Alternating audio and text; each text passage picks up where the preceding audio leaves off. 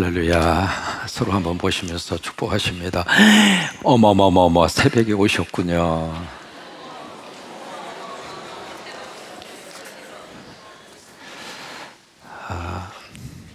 스가랴라고 하는 성경 속에는 8가지의 환상이 있습니다. 그 환상을 우리가 영어로 말하면 비전입니다. 우리가 흔히 일반적으로 말하는 드림, 꿈이라고도 이야기를 할 수가 있겠죠. 근데 그 환상을 누가 주는가? 하나님이 주셨습니다. 이 시대를 살아가는 우리들에게 하나님께서 하늘문을 활짝 열으셔서 우리 안에 꿈을 주시기를 바라고, 환상을 주시기를 바라고, 이것이 땅에서 얻어내는 환상이라면 환경과 주변 여건에 의해서 그 환상과 그 꿈이 참 묘하게도 산산조각 날 수 있는 가능성이 참 많습니다. 그런데 하나님이 주시는 환상은 땅은 흔들거려도 그 환상은 사라지지 않습니다. 왜냐하면 하나님이 주셨기 때문입니다. 그러니까 성령님이 우리에게 환상을 주시고, 또 하나님이 그 환상을 주시고, 또 하나 주시는 그 환상을 하나님이 주신 것처럼 그 환상을 이룩하도록 누가 역사하시는가? 하나님이 그렇게 역사하십니다. 이것이 스가랴라고 하는 성경을 통해서 주시는 하나님의 너무 귀한 환상의 역사입니다. 두 번째로, 이 8가지 환상을 통해서 하나님이 무엇을 말씀하시는가? 그 환상을 통해서 주시는 전체 메시지의 주제가 있습니다. 그것이 바로 뭐냐면 성전 재건입니다. 이스라엘 백성들에게 있어서의 성전이라고 하는 것은 단순한 건물로서의 의미를 뛰어넘습니다. 그들에 있어서는 이 성전 자체가 그들의 심장이었고, 그 성전 그 자체가 생명이었고, 성전 자체가 그들의 살아갈 수 있는 이유였습니다. 지금으로 말하면 여러분, 교회가 성도들에게 있어서는 심장입니다. 교회가 막 활발하게 움직여 주어야 내 삶이 움직여 갑니다. 교회가 은혜가 있으면 가정도 은혜가 있고, 교회가 막 일어나면 가정도 막 일어나고, 참 묘합니다. 교회와 가정은 같이 가게 되어져 있거든요. 이제 그런 것처럼 이스라엘 백성들이 있어서의 성전이라고 하는 것은 있어도 그만 없어도 그만, 그게 아니에요. 하나님을 만날 수 있는 만남의 현장이 성전이었고, 인생 문제를 해결할 수 있는 현장이 성전이었고, 그러니까 인간의 갈등 문제를 해결할 수 있는 현장이 성전이었고, 그러니까 그들이 있어서의 성전은, 그 성전 자체가 사라졌다고 하는 것은 이미 목숨이 끝났다 그 말이에요. 그래서 포로에서 70년 동안 지긋지긋한 고생을 하다가 그 고향에 돌아와서 가장 먼저 하나님이 그들에게 주신 말씀은 성전을 다시 일으켜라. 그런데 이 성전이라고 하는 이 단어 속에, 물론 스가랴 선지자의 머릿속의 성전은 예루살렘 성전을 말합니다. 그런데 이 성전이 신약시대로 와서는 누구를 의미하고 있느냐면 하나님 모신 사람이 성전입니다. 이 고린도전서 3장에 있는 말씀이죠. 16절에 있는 말씀이죠. 바로 여러분 안에 누가 계시는가? 하나님이 계시고 여러분 안에 성령이 계세요. 그래서 여러분이 바로 God's temple, 하나님의 성전이다. 그것을 알지 못하느냐? 그렇게 말씀하시는 것처럼 지금 우리 시대의 성전은 바로 누가 성전인가? 여러분 한 사람 한 사람이 성전입니다. 그런데 이 성전이 무너졌다 이 말이에요. 이 성전이 지금 너무 아파하고 있다 이 말입니다. 근데 그 성전을 다시 한번 하나님이 8가지 환상을 통해서 다시 회복하라 이 말이에요.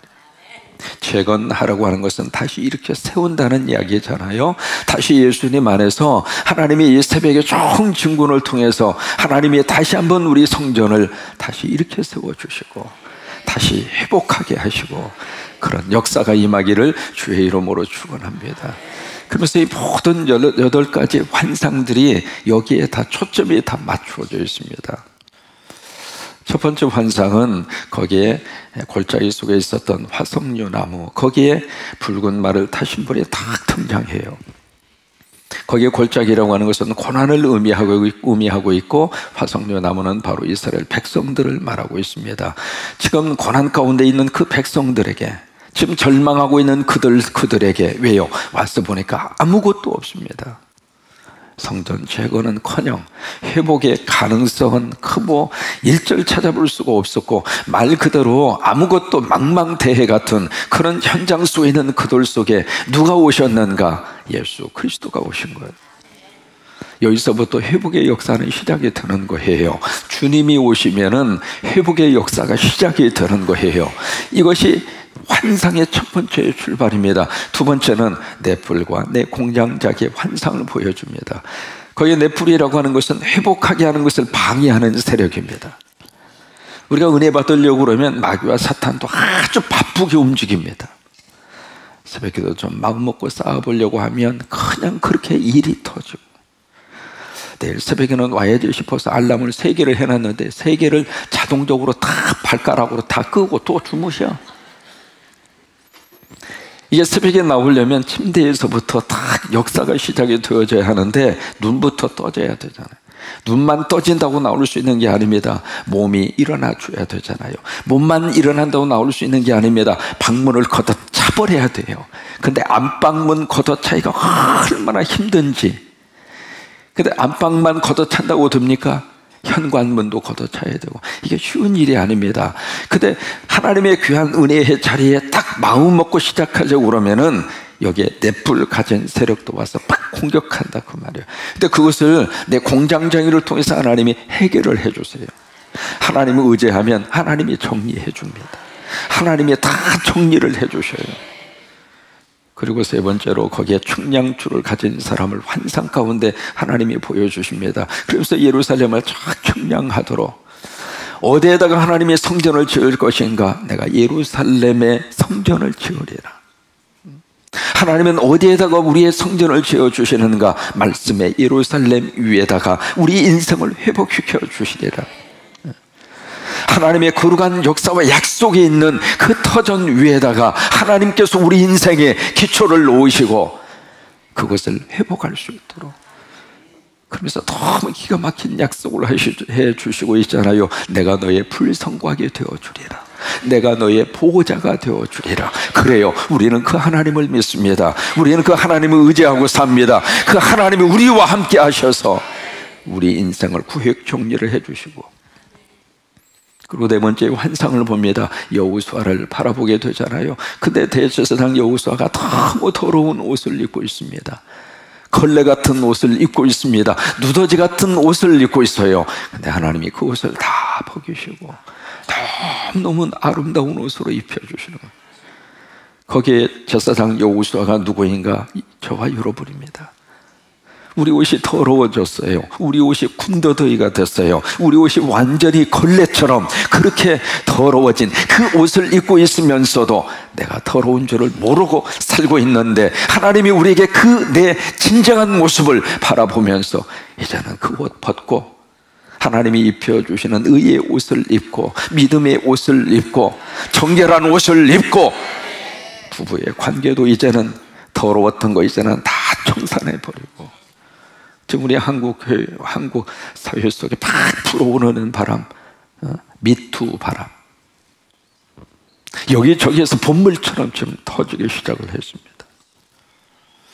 이 운동이 어디까지 파급 효과를 가져올지 지금 누구도 예측할 수 없는 그런 속에서 우리가 지금 살아가고 있습니다. 문학에서 터졌고, 법조계에서 터졌고, 캐톨릭에서 터졌고, 교회라고 안 터질 것 같습니까?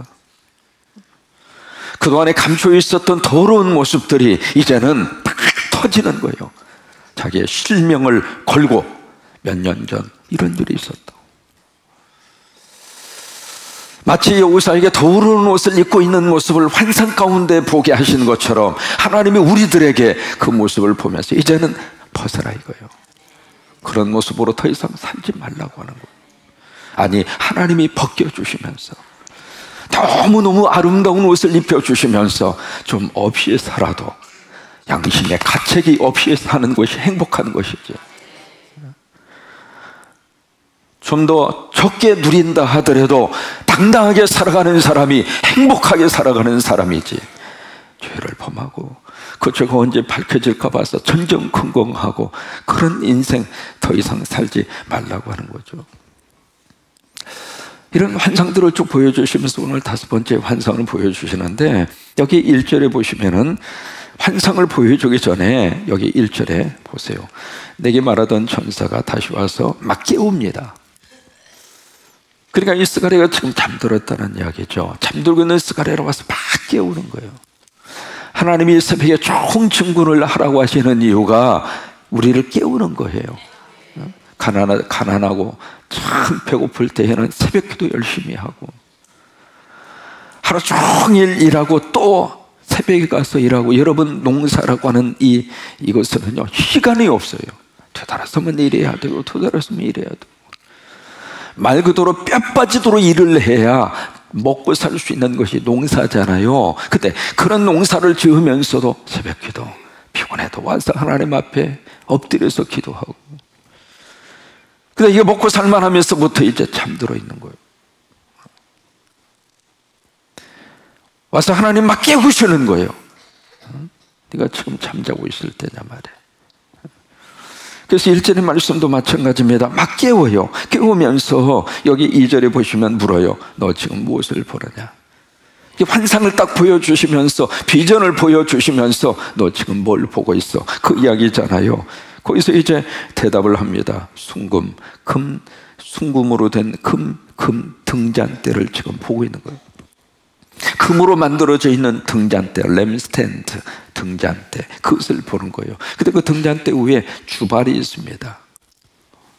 주발이 있는데 그 주발 위에 7개의 등잔이 이렇게 있는 거예요. 그러면서 그 등잔이 주발과 더불어서 다 관으로 연결이 되어 있는 거예요.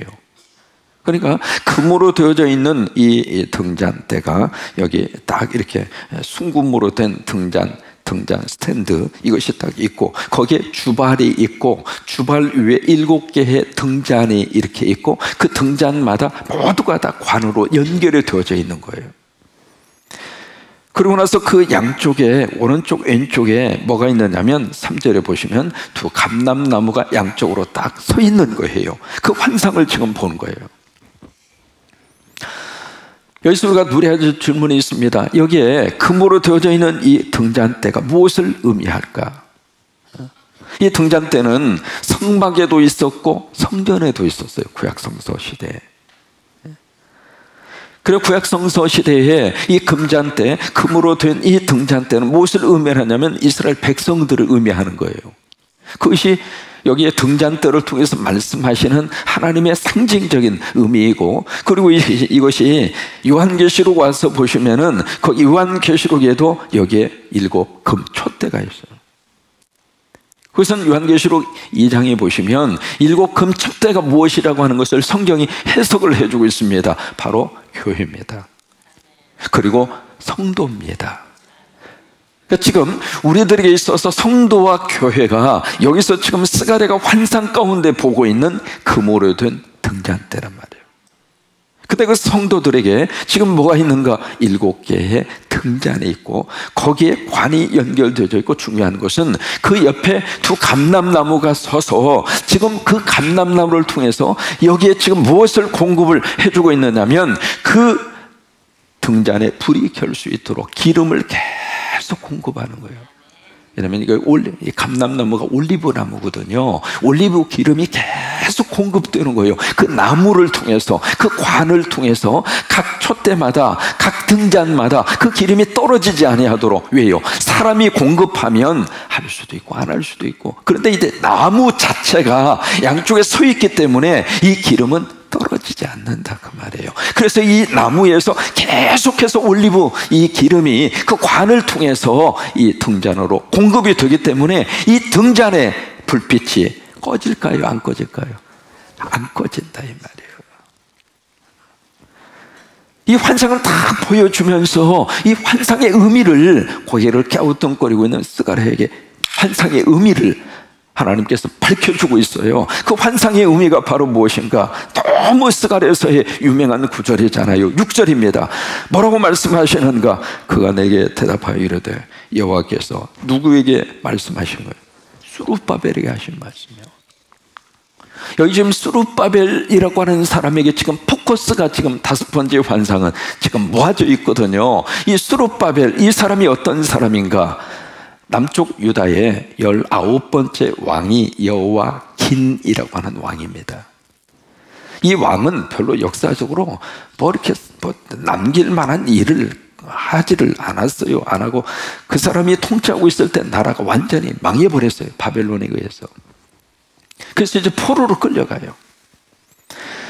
어느 나라든지 지도자 제도로 만나야 백성들이 편하게 먹고 삽니다. 지도자가 정신이 이상하거나 지도자가 자기 것만 챙기거나 지도자가 백성들을 안중에 두지 않으면 그 지도자의 영향을 받고 있는 백성들만 피곤하고 힘든 거예요. 그래서 늘 우리가 지도자를 위해서 기도할 이유가 바로 거기에 있습니다. 왜요? 그 사람들이 제대로 정신 차려야 우리도 생활할 수 있으니까. 근데 여호와긴은 완전히 엉망이에요. 그래서 이제 포로로 끌려가요. 그래서 바벨론에서 참 그렇게 사는데 이 양반이 살면서 딱 한 가지 참 제대로 좋은 일 하나를 했어요. 그 좋은 일이 바로 뭐냐면 후손을 잘 두었어요. 다시 말해서 자식 농사 하나는 잘 지은 거예요. 그 자식 농사 잘 지은 것 근거가 바로 뭐냐면 그 후손 가운데 누가 나왔느냐면 수룹바벨이 나온 거예요. 수룹바벨이 여호와긴이라고 하는 왕의 손자입니다. 손자. 수룹바벨 하나를 제대로 딱 이 자기 후손을 통해서 나오게 했는데 이 수룹바벨을 통해서 그 다음에 10대로 가면 누가 나오냐면 거기서 요셉이 나옵니다. 그리고 11대에 메시아 예수 그리스도가 탄생하는 거예요. 그러니까 수룹바벨은 누구하고 지금 연결이 되느냐면 메시아로 오시는 예수 그리스도하고 연결이 되는 거예요. 그래서 하나님이 거기에 주목하는 거예요. 여러분, 하나님이 주목하는 것은 예수 그리스도입니다. 어제도 말씀드렸잖아요. 나귀가 중요한 게 아니에요. 나귀 위는 예수님 때문에. 그래요. 우리 안에 계시는 예수님 때문에 하나님이 우리에게 관심을 가지는 거예요. 끝까지 우리를 책임지시는 이유는 내가 잘나서가 아닙니다. 내 안에 계시는 주님이 계시기 때문에. 그래서 우리 아이들에게요, 계속해서 예수님을 심어줘야 될 이유가요, 이게 넘어졌다가도 하나님이 이렇게 세워주시는 이유는 우리 아이들이 예수님만 붙잡고 있으면, 예수만 믿으면 그 예수님 때문에 하나님이 우리 자녀들을 버리지 않는다 이 말이에요.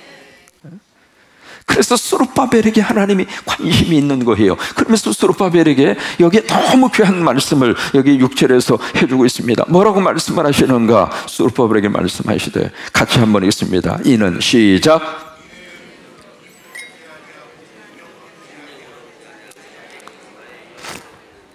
너무 귀한 말씀이죠. 여기에 이는이라고 하는 것은 바로 성전을 다시 회복하는 거예요. 그것은 여기에 첫째 무엇으로 안 돼요? 힘으로도 안 되고, 두 번째는요, 여기에 힘, 능, 이것이 무엇을 의미하느냐면 첫째로 앞에서 말하는 힘이라고 하는 것은 군대라고 하는 뜻이 있습니다. 군대. 그러니까 앞에서 말하는 힘이라고 하는 것은 공적인 파워를 말하는 거예요. 예를 들면 국가적인 어떤 군사력이나 경제력이나 그런 것 가지고 될 일이 아니다 그 말이에요. 그러면 이는이라고 하는 것은 바로 성전 다시 재건시키는 거예요. 구체적으로 말하면 우리 성도들을 회복하게 하는 것은 국가 권력으로 되는 게 아니다 그 말이에요. 그 다음에 능이라고 하는 것은 개인적인 파워를 말하는 거예요. 개인적인 어떤 능력으로 회복되는 것이 아니다 이 말이에요. 그 다음에 무엇으로 가능한가? 그 다음에 뭐라고 말씀하세요? 크게 무엇으로 크게 무엇으로? 크게 다시 한번 무엇으로? 그거예요. 여기가 이 환상을 주는 하나님의 의미입니다. 무엇으로 가능한가? 그러니까 나의 신으로 말미암아 되느니라. 그 나의 신이 바로 뭐예요? 성령이에요. 성령으로 된다 이거예요. 그것을 지금 환상을 통해서 지금 보여주시고 있는 거예요. 그래서 여기에 순금 금잔대 바로 우리들이죠. 거기에 하나님이 7개의 주발을, 그리고 등잔으로, 그리고 거기에 두 감람나무를 통해서 계속 기름을 공급하고, 이 기름이 바로 무엇이냐면 성령이잖아요. 그 성령을 하나님이 공급하셔서 그 성령이 이 등잔대에 불을 밝혀주시고, 그러면서 그 환상을 보여주면서, 그래 이거 사람의 힘으로 안 될 거야, 어려울 거야, 그러나 내가 공급하는 이 성령의 능력으로, 하나님이 공급하시는 거룩한 능력으로 그때 가능하다. 그래서 7절 말씀에 거기에 너무 귀한 말씀을 다시 한번 7절에서 해주고 있습니다. 7절에 보시면은 큰 산아 내가 무엇이냐, 네가 수르바벨 앞에서 평지가 되리라. 그가 머릿돌을 내놓을 때에 무리가 외치기를 은총이 그에게 있을지어다 하리라. 여기에 큰 산이라고 하는 것은 그 당시 이스라엘 백성들의 입장으로서는 성전을 재건시킨다고 하는 것은 너무 큰 산이에요. 불가능하다 이 말이야. That's impossible. 그런데 그게 어떻게 역사가 나타나는가? 스룹바벨 앞에서는 그 큰 산이 평지가 되리라 이 말이에요. 여러분, 이 스룹바벨이 누구인가? 성령 받은 사람이 스룹바벨입니다. 오늘 이 새벽에 여러분이 다 스룹바벨이에요. 여러분이 다 우리 자녀들이 스룹바벨이 되고 여러분들이 스룹바벨이 되시고, 그래서 하나님 모신 사람, 하나님의 은혜를 입은 사람, 성령으로 충만한 사람이 스룹바벨이라 이 말이에요. 그 앞에서 인생의 큰 산이라 하더라도 평지가 되리라 이 말이에요. 세상 살면서 두려워하지 마세요. 하나님이 함께 하시고 성령의 역사가 나와 함께하면 두렵지 않습니다. 인생 살아갈 수 있고, 군산 경제 나는 이번 교회가 더 잘 되리라고 믿어요. 오히려 더 근본적으로 이 지역 사회를 살려내리라고 믿어요. 2011년을 기점으로 해서 그때부터 군산 경제가 계속 내려갔잖아요. 그때 피크를 친 이후에 군산 지역의 경제가 그때부터 올라간 게 아닙니다. 제가 통계를 보니까 2011년도부터 꺾여진 거예요. 7년 정도 세월이 지나니까 드러날 것 드러난 거죠. 우리 이번 교회를 통해서 다시 한번 이 지역사회 안에 하나님의 거룩한 영이 흐르게 되기를 바라고, 그래서 우리 모든 성도들이 스룹바벨이 되면 그 앞에서 큰 산이라 하더라도 평지가 된다는 말이에요. 남태평양 그 지역에 피지라고 하는 섬이 있습니다. 작은 섬이지만 전 세계적인 관광객들이 좋아하는 섬이죠. 그 피지 섬은 참 묘하게 되어져 있습니다. 2000년에 쿠데타가 2번 일어납니다. 2번 일어나는데 이 피지라고 하는 이 섬에 살고 있는 사람이 두 그룹으로 쫙 나누어져 있습니다. 원래 이제 토착 원주민이 있고, 그리고 인도계 피지 사람들이 있어요. 원래 토착민들은 모두가 다 기독교인들입니다. 참 예수 잘 믿는 기독교인들이고, 그리고 나머지 인도계 피지에 와서 살고 있는 사람들은 영국이 거기서 통치하고 있을 때 노동력 때문에 인도에 있는 사람들을 데려다가 왔어요. 그래가지고 이제 그 사람들이 정착하고 사는데, 이 사람들은 모두가 다 힌두교 아니면 이슬람을 믿어요. 그래서 종교 자체가 완전히 갈라선 겁니다. 갈라섰는데, 이게 살다가 보니까 이 인도계 그 피지 살고 있는 이 사람들이 훨씬 더 부지런한 거예요. 그래서 막 경제권을 가지고 가고 여기저기 막 정치적인 힘을 발휘하고, 그러니까 원래 살고 있었던 사람들이 서서히 속에서 열불이 나는 거예요. 그래가지고 이 원래 살고 있었던 사람들이 이 인도계, 이 피지 그 사람들을 향하여 막 공격을 하는 거예요. 상가에 불을 피우고 공개적으로 막 강간을 막 하고, 그래서 큰 문제가 생겨서 이것이 막 쿠데타로 막 일어나게 됐는데, 그러다 보니까 이게 세상에 한 번 아니고 2번이나 쿠데타가 일어나는, 그래서 사람들이 볼 때 이 피지 이제 끝났다, 이제 망했다, 어떻게 해볼 수가 없겠다, 그렇게 생각한 거예요. 근데 이쪽에 이제 총리였던 사람이 가세야라고 하는 그 총리가 가만히 참 기도하는 사람이에요. 이 사람이 전국에 있는 목회자들을 다 모아놓고 부탁하는 거예요. 해결하는 방법은 영적인 방법밖에 없다. 그러니 금식하고 기도해달라고. 그러면서 자기 그 총리인 자기도 하나님 앞에 같이 금식하고 기도하고, 마치 니느웨 성에서 있었던 그런 거룩한 은혜의 역사가 피지 섬에서 일어난 거예요. 그래서 참 놀라운 것은 그렇게 금식하고 하나님 앞에 기도하니까 하나님이 그 섬에다가 성령의 불을 내려주셔요. 성령이 불이 내리면서 놀라운 역사들이 나타났는데, 세상에 여기저기서 막, 그래서 가장 먼저 한 일이 그 총리가 야당 책임자입니다. 이슬람을 믿는 그 인도계 그 사람이 야당 총책임자였는데 그 야당 총책임자에게 가서 무릎을 꿇고 그 사람의 발을 씻어준 거예요. 예수님이 제자들의 발을 씻겨준 거죠. 그러니까 그것을 본 이 피지 주민들이 막 서로 부둥켜. 왜 우리가 세웠는지 모르겠다고, 왜 우리가 이렇게 갈등하는지 모르겠다고 막 끌어안고 말이죠. 그냥 그 공원에서 공개적으로 그 일들이 있었는데, 그러면서 이제 그 피지 섬 안에 갈라져 있었던 이 사람들이 다 하나가 돼서 그냥 서로 회복하고, 도둑놈이 나와서 막 잘못했다고 회개하고, 불효자들이 막 아버님 어머님 앞에 와서 나 이제 효도하고 살겠다고 그러고, 중독자들이 다 나와서 그냥 그것을 다 청산을 하고, 어떤 일이 있었느냐면 산골짜기에서 마리아나 그것을 몰래 키우던 농부들이 있었는데, 산골짜기니까 모르죠. 들킬 일도 없고 몰래 마리아나를 키우고 있었는데 성령의 불이 거기까지 임한 거예요. 그래가지고 마리아나 나무 14,000그루, 그것을 한국 돈으로 계산하면 13억입니다. 그것을 갖다 뿌리채 다 뽑아버리고, 참 기가 막힌 역사가 일어나요. 그래요. 힘으로도 능으로도 안 되지만 오직 나의 하나님이 주시는 하나님의 권능으로, 성령의 능력으로, 하나님의 이 성령의 바람이 확 하고 불면 회복의 역사가 일어나요. 여러분, 그 은혜가 넘치게 되기를 주의 이름으로 축원합니다.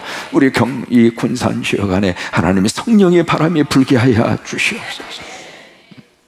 우리 개인적으로 우리 가정 안에 이 개인의 삶 속에 성령의 바람이 불게 하여 주시옵소서. 이 나라 이 민족 안에 성령의 바람이 불게 하여 주시옵소서. 그래서 정말로 하나님 앞에 회복하고, 이 시간에 우리 성령 받으라, 성령 받으라, 우리 함께 찬양하시겠습니다. 가장 먼저 한 말이 샬롬이에요. 너에게 평강이 있을지어다. 두 번째로 예수님이 하신 말씀이 Receive the Holy Spirit, 성령 받으라. 부활하신 예수님이 가장 우리 제자들에게 주시고 싶었던 것 중에 하나가 Receive the Holy Spirit, 성령 받으라. 그래요. 이 새벽 하나님 내 안에 성령으로 충만하게 하옵소서. 성령을 사모하고 성령을 간절히 원하면 하나님은 성령을 주세요.